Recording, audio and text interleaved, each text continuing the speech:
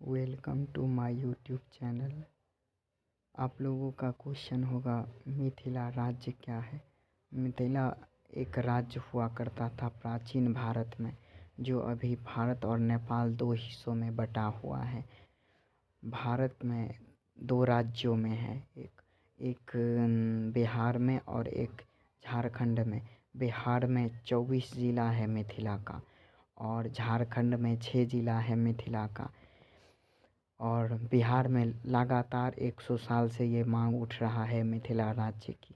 क्या आप लोगों को लगता है मिथिला राज्य का मांग पूरा होगा?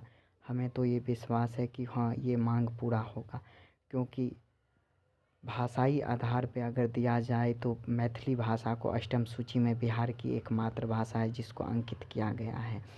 और अगर क्षेत्र की स्थिति के अनुसार दे तो सबसे पिछड़ा हुआ मिथिला क्षेत्र है, जिसके आधार पर भी मिथिला एक राज्य बन सकता है।